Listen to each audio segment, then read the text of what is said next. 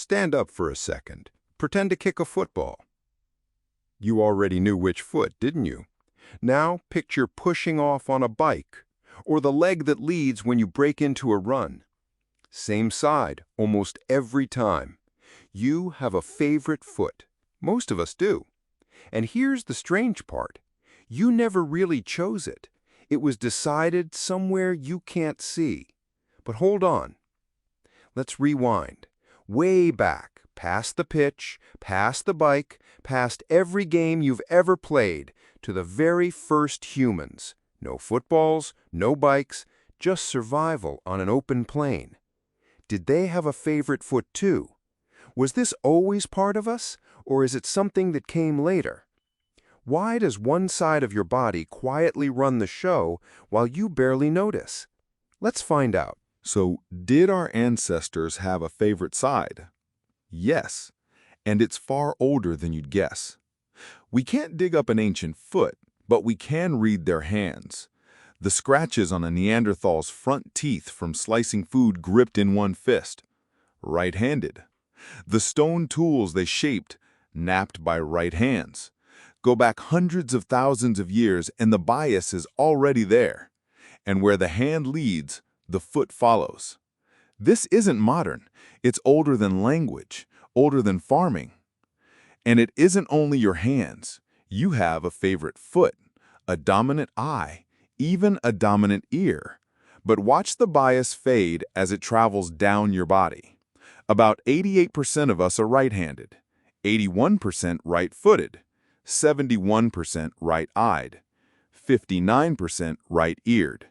So something is tilting the whole body to one side, not your hands. Something one level up. One level up is your brain. And here's the twist. It's not one command center, it's two. Your brain is split into two halves, left and right, and the wiring crosses over. The left half controls the right side of your body, the right half controls the left, each pulling strings from the opposite side.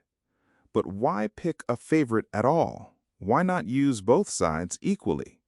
Because a body with two equal bosses hesitates. Picture both halves reaching for the ball at once, a split-second argument every single time. So the brain does something clever. It puts one side in charge, a lead hand, a lead foot. No debate, no delay, just act. It isn't a flaw, it's a shortcut your brain evolved to make you faster. But that leaves the strangest question of all. Why, right? Why not a clean 50-50 split across all of humanity? Honest answer? Nobody fully knows. It's tied to the left brain, which in most people runs language and fine, sequenced movement, and a side built for precise control tends to take the lead. Genes give it a nudge, but the full reason is still one of the open mysteries of the human body. Here's what we do know, though, and it changes everything. Your weak side isn't actually weak. It's not smaller, it's not broken, it's just untrained. Your dominant foot got thousands of extra repetitions, and your brain wired itself around them. The other foot simply never got the practice. And a brain that wired one way can rewire, which is exactly what the best players in the world figured out. Walk into any top academy and you'll see it. Players drilling the weak foot over and over on purpose. Because a truly two-footed player is unpredictable. Defenders can't force them onto their bad side because there isn't one. It's rare. Most pros still favor one foot, but the ones who close the gap become almost impossible to stop. And that's the lesson hiding in all of this.